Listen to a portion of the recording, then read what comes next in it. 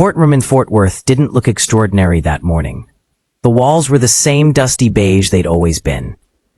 The ceiling fan hummed in slow, steady turns. The wooden benches creaked whenever someone shifted. But there was something different in the air, a quiet expectation, like the room itself was holding its breath. Everyone had heard the rumors. Preston Vale, son of one of the wealthiest developers in the state, was finally facing charges.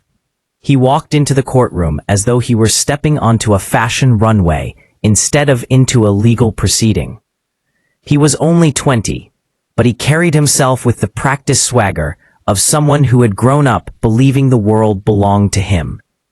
His suit was expensive, deep navy, fitted, perfectly pressed. His hair was styled to careless perfection. Even the smirk on his face felt designed. When he sat down at the defense table, he leaned back, arms folded across his chest. Like the judge, the jury, the walls, everything was beneath him. People whispered from the gallery, "That's him. The rich kid. The one who said his dad could buy anyone." But Preston didn't notice the whispers. Or maybe he did. He just didn't care. Because for as long as he could remember, nothing bad ever stuck. Speeding tickets. Gone. Property damage. Settled quietly. Fights. Smoothed over with donations. Trouble. Handled with one phone call. The world had always been for him. Today, he expected nothing different. At the bench sat Judge Selena Drayden. She was a woman who didn't need to raise her voice to command attention. Her presence spoke louder than any gavel. Mid-50s, sharp-eyed, calm in a way that told everyone she had seen arrogance before, and she had learned not to flinch from it. When she entered, the bailiff called, "All rise." Everyone stood. Preston remained seated for just a beat too long, deliberately, before standing with a lazy stretch, like he was humoring the process. Judge Drayden opened the folder in front of her and began, her tone precise. Case of the state versus Preston Vale. Charges: driving under the influence, property damage, and resisting arrest. She looked up at him. Not unkind, not angry, just strongly, steadily present. "Mr. Vale, how do you plead?" Preston exhaled dramatically. "Not guilty, Your Honor." The title Your Honor rolled off his tongue with the same tone someone might use, sarcasm, light, dismissive, condescending. A few people exchanged looks. Everyone knew exactly what type of young man they were looking at. Judge Drayden continued, "Mr. Vale, I advise you to take these proceedings seriously. This is not a casual conversation." Preston gave a small laugh, not loud, but definitely noticeable. "Oh, I'm taking it seriously. My dad says this will all be handled soon anyway." The courtroom stilled. The judge slowly lifted her eyes. "Handled by legal means, I assume?" Preston shrugged, smiling. "Sure, if that's what we're calling it." There it was. The thing everyone had been waiting for. The belief behind every past action. The entitlement sharpened to its purest form. Judge Drayden didn't react immediately. She didn't scold him or raise her voice. She simply looked at him. The kind of look that weighs a person, measures them, takes note of who they are and who they may become. The prosecutor cleared his throat. A young attorney named Harper Linwood. He pushed his glasses up the bridge of his nose and tried not to show his shock. He turned to the judge. "Your Honor, the state would like to present body cam evidence." A screen flickered to life on the wall. The room watched the night unfold, captured in shaky police camera footage. Preston stumbling. Preston laughing. Preston slurring insults. Preston kicking the door of the patrol car. And then the line. "Do you know who my father is? My dad can buy all of you." The sound echoed in the courtroom. This time, Preston didn't smile. People in the gallery exchanged looks. Judgment, disbelief, some anger, some pity. Judge Drayden sat perfectly still. She didn't look outraged. She didn't look moved. She simply watched and listened. When the video ended, Preston shifted uncomfortably in his seat. He tried to straighten his posture, but the confidence he walked in with was starting to flicker around the edges. Judge Drayden leaned forward slightly. Mr. Vale, the behavior displayed in this footage, along with your comments today, does not reflect remorse. It reflects entitlement. Preston opened his mouth to speak, but she held up a hand, not rudely, just firmly. You will be given your chance to speak, but I want you to understand something first. The room leaned in. In this courtroom, wealth cannot purchase justice. It cannot alter truth. It cannot excuse harm. She paused long enough for the meaning to sink in. Here, the law speaks, not money. The silence that followed wasn't just quiet. It was heavy. Because for the first time, since he walked in, since he crashed his car, since he was handcuffed and taken in, Preston Vale felt the one thing he had never felt in his life. The courtroom emptied slowly after the first hearing. Some people left whispering, some shaking their heads, but almost everyone walked out with the same thought. This time, it might actually matter. Preston didn't walk out with them. He stayed seated, elbows on the defense table, jaw tight, his earlier confidence flickering like a flame in wind. His father, Elias Vale, entered the courtroom a few minutes later. The moment he stepped inside, the air changed. Everyone knew him. The suit was darker, tailored to precision. The shoes polished to a mirror shine. The face, sharp, unbothered, composed like a man who had shaken hands with governors, senators, judges. He walked slowly, each step deliberate, not arrogant, strategic. He stopped beside Preston and placed a hand on his son's shoulder. Not affection, not comfort, control. Preston didn't look up. Son, Elias said quietly. Stand up. Judge Drayden rose. He didn't know why. He didn't question. He just obeyed, the way a boy learns early to obey the voice that shapes his world. Stand up. Judge Drayden remained at the bench, sorting papers, but she knew exactly what was happening behind the silence. Stand up. Elias spoke without raising his voice. I watched the recording. Calm, even, cold. Preston swallowed. You did not represent yourself. Elias continued. You did not represent this family. You acted without discipline, without thought, without self-control. He wasn't scolding him. He was correcting him. Preston tried to defend himself, voice cracking. They treated me like someone who caused harm, Elias interrupted. Not loud. Just final. Preston's mouth closed. Elias looked at him for a long moment, not with disappointment, but with calculation. We will fix this, he said. Not you, not we will grow, not you will learn, just, we will fix this. As if the situation was a broken window or a misplaced contract. Judge Drayden finally looked up. Mr. Vale, she said, evenly. This courtroom is concluded for today. Elias gave a polite nod, the kind of nod given by men who assume control, even when they are not in charge.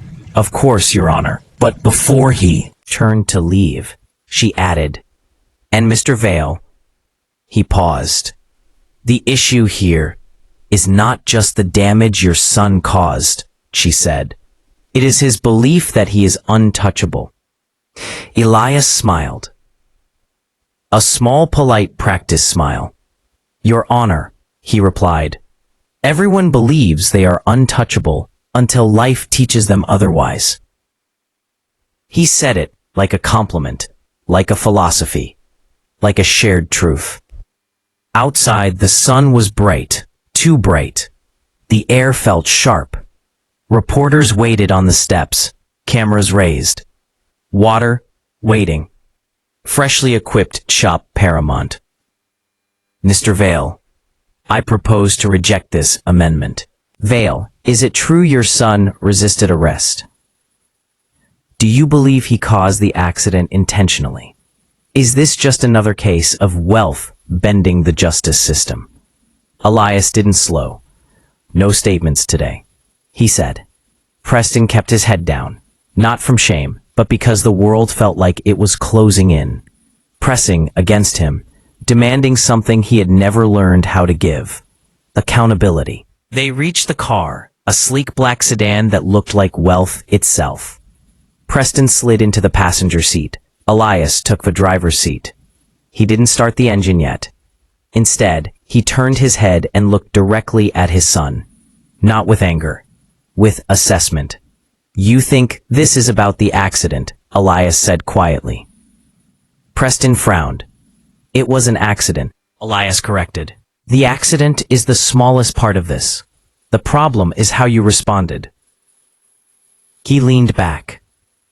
You revealed weakness. Preston blinked. Yes, Elias said. Fear, panic, loss of composure, and worst of all, you revealed that you believe consequences are something you are owed freedom from, rather than something you must learn to outmaneuver. Preston stared at him. He didn't understand. Not yet, but Elias continued anyway. You don't win by being the loudest, he said. You win by being the calmest, the most controlled, the one who knows when to speak and when to wait. His voice softened. You were raised to sit above the world, Preston, but you cannot remain above something you do not understand. For the first time since the incident, Preston felt something unfamiliar lodging itself in his chest. Not guilt, not remorse, something quieter, something heavier. Awareness, he whispered. What do I do? Elias looked forward and finally started the engine. You learn, he said simply. Then the car pulled away. That evening, Preston sat alone in his room. No music, no phone, just quiet. The silence felt different now. Less like freedom, more like a mirror. He saw the video again in his mind. His voice, his arrogance, his laughter. And then, the way people looked at him today. Not impressed. Not intimidated. Not envious. Ashamed for him. For the first time in his life, Preston Vale felt like he could see himself from the outside. And he didn't like the view from. Later that night, Elias stood in his home office, a room lined with books, expensive art, and the smell of old leather binding. He made a phone call, voice measured. Yes, schedule the meeting, tomorrow morning. Not with the attorneys, with the organization. Then he said, yes, schedule the meeting, tomorrow morning. It's time. He hung up the phone.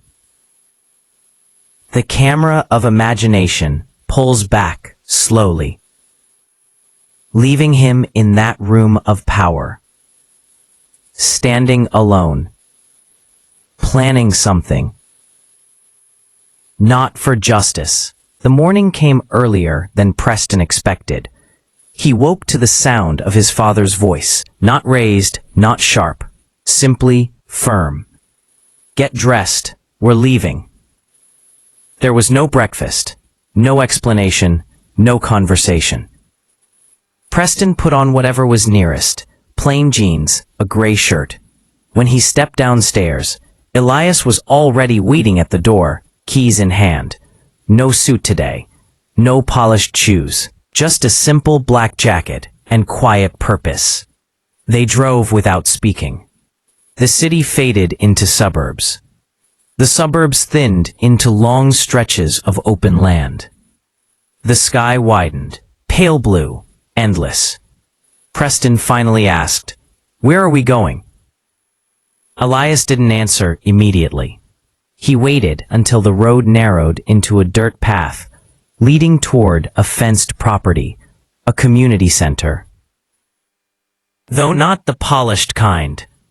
The building was old but cared for. The paint wasn't perfect, but the walls were solid. A sign out front read, "Lakeside Outreach and Family Support." Children's laughter echoed somewhere behind the building. The sharp, bright kind that belongs to kids who haven't yet learned how heavy the world can be. A woman stood outside waiting. She was in her late 40s, hair tied back, wearing simple, weathered clothes that looked like they belonged to the work she did. There was nothing intimidating about her, and yet she carried herself in a way that suggested she had seen more than most people could bear. Her name was Miss Rory Callahan. Elias stepped forward and shook her hand. "Thank you for agreeing to this," he said. Miss Rory didn't smile. "I didn't agree for you," she replied. "I agreed for him." Her eyes moved to Preston, not judgmental, not angry, just evaluating the same way one evaluates the condition of wood before repairing it, to see where the cracks really are. Preston shifted uncomfortably. Elias placed a hand on his son's shoulder, a signal, not affection. "Preston will be volunteering here for the next few weeks," Elias said, quietly. "No media, no messaging, just work." Rory nodded. "Good, because we don't need sympathy, we need hands." Preston finally spoke, voice caught between irritation and confusion. "This is community service." "No," Elias said, in a tone that silenced the air itself. "This is humility." The words hung there, heavy, inevitable. Elias turned to leave, not lingering, not hovering, just finished. Before he got into the car, he looked at Preston one last time. "You will stay, you will work, and you will listen." His voice was calm. "If you walk away, you will do so as a boy. If you stay, you will begin to become something else." He didn't say a man. He didn't say better. He didn't say good. The words were left for Preston to fill. Then Elias drove away, leaving Preston standing alone, not lost, but unprepared. Miss Rory didn't waste time. "Come with me," she said. He followed her inside the building. The hallways smelled like crayons and glue and disinfectant, the smell of something built for kids to grow inside. Walls were covered in painted handprints, paper cutouts, photographs of volunteers, posters drawn in marker, imperfect and alive. They reached a room filled with small wooden chairs and a long table. "This center helps children whose families are struggling," Miss Rory said. "Some are here because their parents are working 3 jobs. Some because home isn't safe. Some because they don't have a home at all. Some just need quiet." Preston swallowed. Something inside him shifted slightly. Not guilt, not sympathy, just awareness. Rory pointed to the storage shelves. "Your job today is to sort and clean. No shortcuts, no sarcasm, no complaints. If you don't know how to do something, ask. If you break something, say so." Preston nodded stiffly. She watched him for a moment. "You don't have to be perfect here," she said, "but you do have to be real." Then she walked out, leaving him with shelves, boxes, dust, and his own thoughts. He started working. Slow, clumsy. Not used to using his hands, except for steering, scrolling, or lifting drinks at parties. He pulled out board games, missing pieces, crayons broken in half, books with corners chewed by toddlers. He didn't understand what any of this was supposed to fix. But he worked. An hour passed, then 2. His mind was quiet for the first time in days. Something about it, the repetitiveness, the simplicity, made his thoughts settle instead of spin. Then he heard small footsteps behind him. A child, maybe 8 years old, stood there. Dark curls, big eyes, holding a puzzle box with both hands. "Can you help me?" the child asked, Preston blinked. Help with what? The child opened the box. Pieces spilled. All colors, all shapes. 1,000 fragments waiting to become something. I can't do it by myself, the child said. Preston stared at the child, at the puzzle, at the mess, because something in those pieces looked familiar. 1,000 broken shapes. A picture that only made sense when put together with patience. A task that required presence, effort, time. He nodded slowly. Yeah, Preston said. I can help. They sat on the floor. He didn't speak. The child didn't either. They just worked. Corner pieces first. Edges. Color groups. Pattern recognition. Piece by piece. Something in Preston's chest loosened. Just a fraction. But enough to notice. When the puzzle started to take shape, the child smiled. Not at the puzzle, but at him. Thank you, the child said softly. Preston didn't know how to respond, so he just nodded. And for the first time in a very long time, he felt something unfamiliar. Not pride, not superiority, not power, but quiet worth. Not because of who he was, but because of what he had done. Preston returned to the community center the next day, though no one had told him he had to. No one drove him. No one watched him go. He simply woke, dressed, and went. Not out of duty, not yet out of understanding, but something in him had shifted, quiet and small, like the first crack in a wall. The morning air was cool and gentle. The building looked the same, weathered but alive. Children's voices floated from behind the main room. The sound was light, untouched, hopeful. He had never noticed how powerful children's laughter was until now. Ms. Rory was waiting inside, sorting papers at a folding table. She looked up when he entered. You came back, she said. Preston shrugged. I said I would. She didn't praise him. She didn't smile. She didn't act impressed. She simply said, good. Let's keep going. And somehow, that meant more than any praise could have. The day's task was simple. Repainting the center's side wall. The paint had peeled over the years. Cracked under weather and time. Kids had drawn on it, scraped it, leaned against it. It was the kind of wall that held memories, but was tired. Preston rolled up his sleeves, dipped a roller into paint, and made the first stroke. The color spread smooth and bright. There was something peaceful in the rhythm.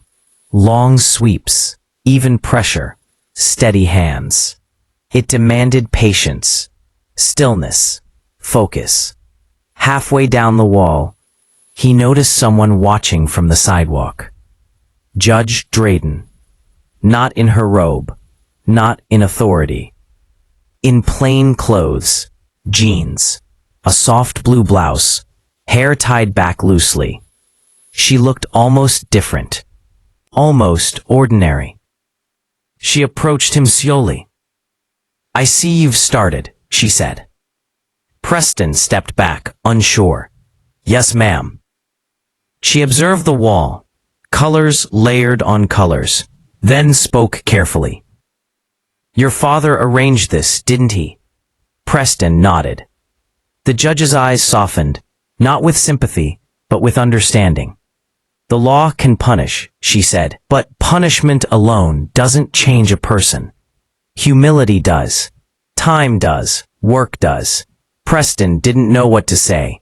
She continued. I didn't remove privilege from you. It was never mine to remove. You came here today because you made a choice. She came to see. Preston nodded slowly.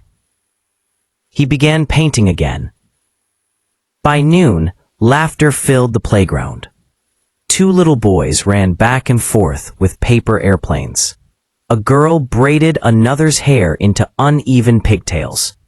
A group of older kids played soccer barefoot. Preston watched them. Not as background noise, but really watched. Their joy wasn't loud. It was pure. He realized something. These kids didn't know who he was. Not his last name. Not his father's wealth. Not his past actions. They only saw the man standing in front of them. A boy about 10 approached, holding a scraped knee. "It stings," the boy said, voice tremoring. Preston had never comforted a hurt child before, so he did what felt natural. He knelt. He looked the boy in the eyes. "Let's fix it," he said. He cleaned the wound, not roughly, not quickly, carefully, patiently. The boy sniffed, then whispered, "Thank you."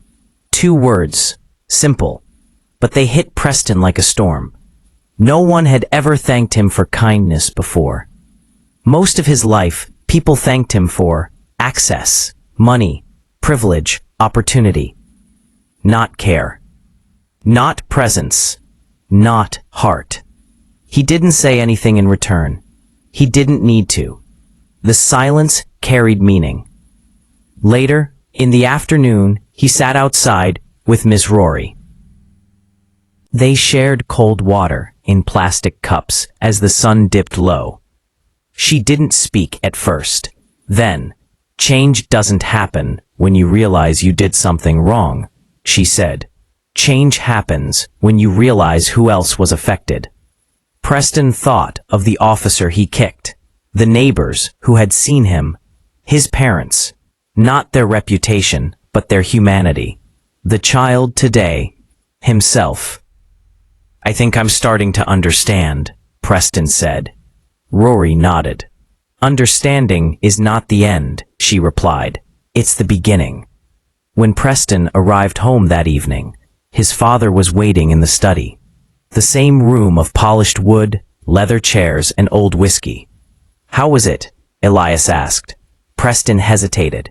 "It was good," he said slowly. "Hard, but good." Elias paused in the middle of pouring himself a drink. "Good?" he repeated, not dismissive, but confused. Preston nodded. "I think it's helping." His father studied him, not proud, not angry, just surprised, as though Preston had spoken a language he had not taught him. Elias finally set the glass down. "Remember this," he said. "People respect the man who can stand without leaning on his name." Preston exhaled. "I think I want to learn how." Elias nodded, but not in approval, in permission. Perhaps for the first time in their lives, father and son were on the same side of something real. That night, Preston lay awake. Not with anxiety. Not guilt. Something different. Peace. Not because everything was fixed, but because something inside him was finally beginning to grow. Slow, quiet, patient, real. That night, for the first time in his life, Preston Vale did not fall asleep thinking about himself. He fell asleep thinking about the world around him, and how he wanted to fit inside it, not above it. The next morning, Preston woke before his alarm.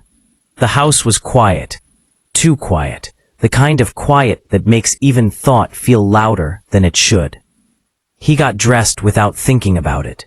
Not expensive clothes, just jeans, a plain shirt, shoes he didn't mind getting dirty. When he stepped outside, the early light touched the earth in soft gold. He walked to the community center. No car, no driver, just his own steps. He didn't realize it yet, but choosing to walk was the first real choice he had made in his life. When he entered Lakeside Outreach, children ran past him laughing, weaving around chairs and tables. They didn't stop to stare at him. They didn't point. They didn't expect anything. He felt something unexpected in that. Freedom. Miss Rory found him in the hallway, sorting donated coats. "You're early." she said. Preston shrugged slightly. I couldn't sleep. Rory nodded. Sometimes our mind wakes up before we do. She tossed him a jacket that needed mending. A zipper hung loose. Fix it, she said. Preston stared at it. I don't know how. Then learn, Rory answered simply. There was no lecture, no tone, no disappointment, just truth. He sat at a small wooden table and worked through the repair, slowly, awkwardly, needle trembling between fingers untrained for anything delicate. The zipper looked crooked at first, then better, then right. When he finished, he exhaled, not in relief, but in something close to pride. He had made something useful, not bought something, not demanded something, not expected it, but made it, for someone else. Later that afternoon, something changed in the air. Voices rose outside. Not laughter, something sharper. Preston stepped out and saw a woman arguing with Miss Rory. Tight face, tight voice, frantic hands clutching a faded purse. Her clothes were worn, her hair tangled by stress rather than neglect. She wasn't angry, she was desperate. I'm telling you, I just need 1 week, she pleaded. Just one, I'll pay after, I swear. Rory's expression was kind but firm. We don't turn children away, Rory said gently. But we still need forms. We need records. And I need to know they will be safe. The woman's voice broke. My husband, her breath caught. He's not safe. I just need them here. Please. Please. Her daughter stood behind her, maybe 6 years old, clutching a stuffed bear, missing an ear. Preston felt something grip inside his chest. He didn't think. He just stepped forward. What do you need? He asked Rory quietly, not out of impulse, but out of presence. Rory didn't speak for a long moment. Then she said softly, we need someone to watch the children while I speak privately with her. Someone patient. Preston nodded. I can do that. Rory studied him not with doubt, but with an understanding of how far he had already come. All right, she said. Preston led the little girl and 2 others to the art table. He didn't try to entertain them. He didn't try to impress them. He just sat with them. They drew with crayons, quietly, softly, comfortably. The little girl drew a house, but the house was broken in the middle. She didn't explain. She didn't need to. Children have a way of telling the truth without words. Preston reached for a blue crayon and slowly drew a sky behind her picture. Wide, bright, soft. She watched him. You fixed it, she whispered. He shook his head gently. No, he said. You fixed it. You fixed it. I just gave it space. She smiled, the shy kind.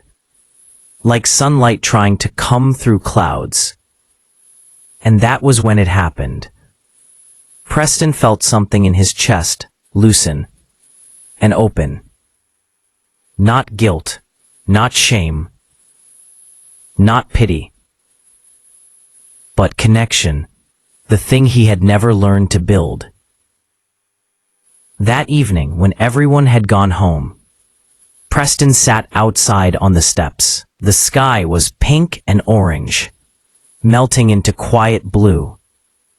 His hands were covered in dried paint and crayon dust. He didn't wipe them off. He looked at them, really looked. Hands that once caused trouble, fought, pointed, demanded. Now they had sorted toys, fixed coats, protected children, built trust. He didn't feel like a new person. He simply felt like himself, but honest.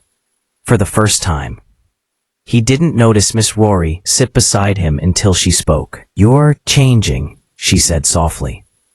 Preston shook his head. I don't know if I am. I just do what needs to be done. Rory smiled, a small, understanding smile. That's what changes, she said.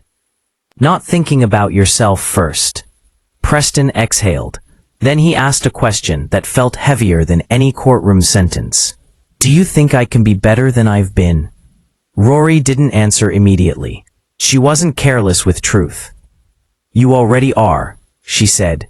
You just haven't forgiven who you used to be. Preston's breath trembled. A tear slipped, not loud, not dramatic, not desperate. Just real. Rory placed a hand on his shoulder. Firm, steady, grounding. The world will tell you that mistakes define you, she said. But the world is wrong. What defines you is what you choose after. Preston nodded, slowly, deeply. And the sunset drew long, warm shadows across the quiet street. The day Preston was scheduled to return to court came faster than he expected. The community center felt different that morning.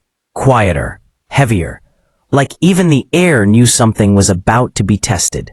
Preston arrived before the children, before Miss Rory, before anyone else. He walked through the hallway slowly, fingertips brushing the painted handprints on the wall. Little marks of lives that had nothing to do with him, and yet had changed him. He stood in the middle of the room for a while, not moving, not thinking, just feeling. Not guilt, not fear, responsibility. When Ms. Rory arrived, she paused when she saw him. You ready? She asked. Preston nodded. I think I am. She studied him, and something in her expression softened. You don't have to be perfect in there, she said. Just honest. Preston swallowed. That's what I'm afraid of. Rory placed a hand lightly on his arm. Not guidance, not instruction, just presence. Then that means you're ready. The courthouse steps looked the same. Same stone, same columns, same echo of footsteps. But Preston didn't feel the same walking up them. He wasn't being dragged into this. He wasn't coasting through it. He wasn't performing confidence. He was choosing to be here. As he entered the courtroom, people whispered, but this time, not with curiosity. With expectation. Judge Drayden was already seated. She watched Preston as he approached the defendant's table. Not coldly, not sternly, just knowingly. The prosecutor reviewed his notes. The bailiff waited. The gallery murmured, filling the room with low echoes. Then the doors opened and Preston's father entered. Elias Vale, composed, precise, unreadable as always. But Preston saw something today he had never quite noticed before. His father was not invincible. He was controlled, yes. Powerful, yes. But also tired, wounded in ways he had never allowed anyone to see. Their eyes met. And for the first time in their lives, neither looked away. The hearing began. Evidence was presented. Statements were read. The video played again. The one where Preston shouted, laughed, kicked the patrol car. This time, Preston didn't look away. He watched himself break. He watched the worst version of who he had been on display. He didn't flinch. He didn't shrink. He took it in. When the video ended, the room was silent. Judge Drayden folded her hands. Mr. Vale, she said, you may speak. Preston stood, but he didn't take a breath to steady himself. He didn't rehearse words. He didn't look at the audience. He spoke to her, to the room, to the world, and to himself. I know everyone here saw that video, he began. His voice didn't shake, but it wasn't hard either. It was real. And I know what people said about me, that I thought I was better than everyone. That I could buy my way out of anything. That nothing mattered to me except myself. He nodded, A slow, painful acceptance. And they were right. A ripple went through the room. Elias exhaled softly, audible only to those closest. But that's not who I want to be anymore, Preston continued. And it's not who I am becoming. He looked down at his hands, the same hands that had once thrown, grabbed, shoved. I've been working at Lakeside Outreach these past weeks. A soft murmur spread across the courtroom. Not to avoid punishment, not because someone told me to, but because I needed to see what I'd ignored my whole life. He looked up again, eyes steady. There are people who struggle, people who hurt, people who need patience and effort and care, and I didn't understand that before. I lived like the world was something I could just take from. His voice grew quieter, not weaker. But I was wrong. He turned slightly, looking toward the gallery, toward everyone and no one. I don't want to be someone who makes excuses. I don't want to be someone who hides behind a last name. I want to be someone who does the work. He paused. If that means consequences, then I accept them. A hush fell so deep, it seemed the walls listened. Judge Drayden didn't respond right away. She let the silence breathe. Then, gently, Mr. Crimes was next. Vale approach. Preston did. When he stood before her, the height of the bench felt enormous, but not intimidating, symbolic. She spoke softly enough that the room had to listen to hear. What do you think you owe the world? She asked. Preston didn't hesitate. Not apologies, he said. Action. Judge Drayden nodded. Good, she replied, because that is what you will give. She turned to the courtroom. In light of demonstrated growth, verified community service, acknowledgement of wrongdoing, and ongoing rehabilitation, she paused. The court will not sentence incarceration. A wave of sound broke in the room. Gasps, whispers, relief. But before Preston could exhale, she continued. However, this will not end here, Mr. Vale will continue required service at Lakeside Outreach for the next 12 months. Weekly reporting, behavioral development review, and mandatory restorative justice sessions. Then she met his eyes. This is not leniency. This is responsibility. Preston nodded. Thank you, he said. Not with relief, but with sincerity. For the first time, the words meant something. As the courtroom emptied, Elias approached his son. He didn't speak at first. He just looked at him, not measuring him, not correcting him, just seeing him. Finally he said, "You spoke well." Preston shook his head. "I didn't speak well," he said softly. "I spoke honestly." Elias inhaled, slow, deep, and something inside him shifted too. It was not pride, it was recognition, the beginnings of respect. He placed a hand on Preston's shoulder. "Keep going," he said.